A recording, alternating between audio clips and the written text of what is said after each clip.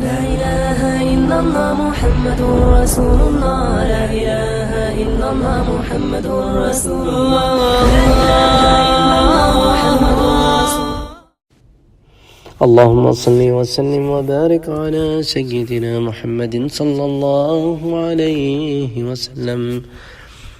ہم وفود کو ذکر کر رہے ہیں. ضمن میں ایک بات بھی آپ سے بتاتا چلوں کہ بعض وفد جن کے بارے میں ہم بات کر رہے ہیں وہ 9 ہجری میں نہیں آئے بلکہ پہلے آئے.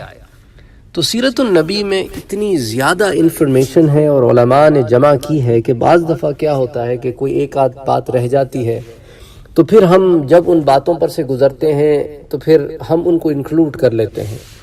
تو اسی طرح اب جو میں آپ سے واقعہ بیان کر رہا ہوں یہ ہے تو وفد کا واقعہ، لیکن یہ 9 ہجری کا نہیں ہے، بلکہ علماء ضمن میں کہتے ہیں کہ یہ واقعہ 5 ہجری میں پیش آیا. دراصل دمام ابن ثعلبہ ان کا ایک وفد آیا اور یہ 5 ہجری میں حاضر ہوا. جیسا کہ میں نے آپ سے بتایا، اللہ کے رسول اپنے صحابہ کے درمیان ٹیک لگائے بیٹھے ہوئے تھے کہ ایک دیہاتی شخص آپ کے پاس آیا. اس کے متعلق طلحہ بن عبید اللہ کہتے ہیں کہ ہمارے سامنے والی مسجد میں سے ایک دیہاتی آیا جس کے بال الجھے ہوئے غبار آلود تھے. ہم اس کی آواز کی گونج تو سن رہے تھے مگر اس کی گفتگو ہماری سمجھ میں نہ آتی تھی. یہ شخص اونٹ پر سوار آیا تھا جسے اس نے مسجد میں آ کر بٹھایا اور باندھ دیا. پھر اس نے مجمع کی طرف دیکھا اور کہا کہ تم میں سے عبد المطلب کا بیٹا کون ہے؟ اب اس بات سے ایک بات کی وضاحت ہوتی ہے جس کو میں پہلے بھی آپ سے بیان کر چکا ہوں کہ غزوہ حنین میں بھی حضور صلی اللہ علیہ وآلہ وسلم نے جو الفاظ کہے وہ یہی تھے کہ انا ابن عبد المطلب، انا نبی لا کذب، انا ابن عبد المطلب. تو میں عبد المطلب کا بیٹا ہوں. اور اس پر میں نے آپ سے طویل بحث بھی آپ کے سامنے پیش کی تھی کہ اس طرح کا بیان سے کیا مراد ہوتی ہے. مگر بعض جاہل لوگ، جیسا کہ اس زمانے میں بھی کوئی شاید پادری ہے یا کون ہے، ہندوستان سے تعلق ہے، پہلے بھی بتا چکا ہوں، اس نے اس بات کو لے کر اتنا اشکال بنایا، اتنا اس کو اٹھایا سوشل میڈیا پر، معاذ اللہ ایسی غلط باتیں کی ہیں اس نے کہ ان کو آپ بیان نہیں کر سکتے. اس طرح کی اس نے گندی غلیظ باتیں کی ہیں. تو عبد المطلب کی طرف نسبت دینے کا مقصد یہی تھا کیونکہ عبد المطلب کو سب جانتے تھے اور عبداللہ کو کوئی نہ جانتا تھا، اور پوتے کی نسبت دادا کی طرف بھی ہو جاتی ہے، اس میں کوئی مضائقے کی بات نہیں ہوتی. تو اس نے مجمع کی طرف دیکھ کر کہا کہ تم میں سے عبد المطلب کا بیٹا کون ہے؟ ایک روایت میں ہے کہ تم میں سے محمد کون ہے؟ صحابہ نے جواب دیا یہ جو سرخی مائل گورے گورے جو اپنی کوہنی پر ٹیک لگائے بیٹھے ہوئے ہیں. یہ سن کر وہ شخص حضور کے قریب پہنچا اور کہنے لگا میں آپ سے کچھ سوالات کرنے آیا ہوں اور بات چیت صاف صاف کروں گا. آپ نے فرمایا جو تیرے دل میں آئے پوچھ. آئے میرے نبی نے کیا کہا؟ جو تیرے دل میں آئے پوچھ، جو تیرا دل چاہے پوچھ. بالکل ریلیکس ہو کے پوچھ، فکر نہ کر. تو کسی بادشاہ کے پاس نہیں آیا، تو اللہ کے نبی کے پاس آیا ہے. ایک روایت ہے کہ اس دیہاتی نے یوں گفتگو شروع کی کہ میں ذرا صاف صاف باتیں کروں گا، اس لیے آپ میرے بارے میں کسی غلط فہمی میں نہ پڑیں، جبکہ خود میرے دل میں ایسی کوئی بات نہیں ہے. آپ نے فرمایا پوچھ جو کچھ پوچھنا ہے. اللہ اکبر، پوچھ جو کچھ پوچھنا ہے. یہ صرف میرے نبی کی شان ہے، یہ صرف میرے نبی میرے مدنی کی شان ہے، محمد مصطفیٰ کی شان ہے کہ پوچھ. کیا پوچھتا ہے؟ تو تب اس دیہاتی نے کہا کہ اے محمد صلی اللہ علیہ وسلم، ہمارے پاس آپ کا قاصد آیا تھا جس نے بتایا کہ آپ کا دعویٰ ہے کہ آپ اللہ کے رسول ہیں، اللہ نے آپ کو رسول بنا کر بھیجا ہے. آپ نے فرمایا اس نے ٹھیک بتایا. تو اس دیہاتی نے کہا میں آپ صلی اللہ علیہ وآلہ وسلم کو آپ سے پہلوں کے پروردگار اور آپ کے بعد آنے والوں کے پروردگار کا واسطہ دے کر پوچھوں گا. ایک روایت میں یوں ہے کہ اس ذات کا واسطہ دے کر پوچھوں گا جس نے زمین و آسمان کو پیدا کیا اور ان پہاڑوں کو نصب کیا ہے. آپ صلی اللہ علیہ وآلہ وسلم نے فرمایا بے شک.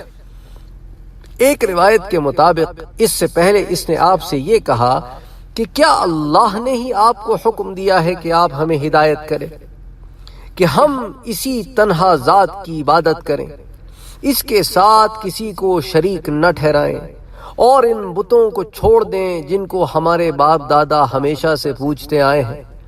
آپ صلی اللہ علیہ وآلہ وسلم نے فرمایا بے شک غرض پھر اس نے کہا میں آپ کو خدا کا واسطہ دے کر پوچھتا ہوں کیا اللہ ہی نے آپ کو حکم دیا ہے کہ ہم روزانہ دن رات میں 5 نمازیں پڑھا کریں؟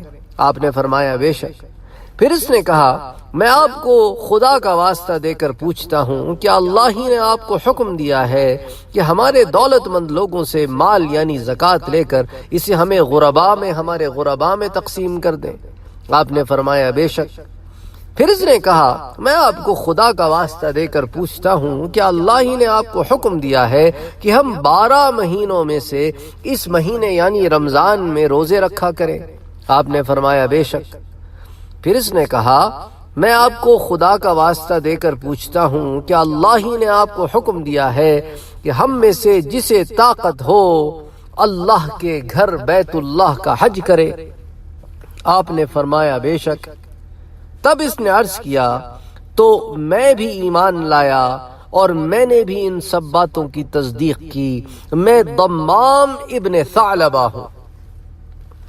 تو روایت کی اس تفصیل سے معلوم ہوتا ہے کہ دمام ابن ثعلبہ کا یہ وفد حج فرض ہونے کے بعد آیا تھا، کیونکہ جیسا کہ میں نے آپ سے کہا کہ بعض علماء کی تحقیق یہ ہے کہ یہ 5 ہجری میں آیا تھا، اور اسی روایت کے پیش نظر جو ہے اس کو ہم نے بعد میں سیرت النبی کے دروس میں شامل کیا، کیونکہ بعض علماء کی تو یہ رائے ہے، لیکن چونکہ حدیث کا سیاق و سباق دیکھنے کے بعد اور کچھ اور علماء کی تحقیق پڑھنے کے بعد ہم اس نتیجے پہ پہنچے کہ یہ 5 ہجری کا واقعہ لگتا نہیں ہے، جیسا کہ کچھ علماء کی تحقیق ہے کہ دمام ابن ثعلبہ کا یہ وقت حج کی فرضیت کے بعد آیا، کیونکہ اس میں حج کے بارے میں بیان ہے، کیونکہ 5 ہجری تک حج فرض نہیں ہوا تھا۔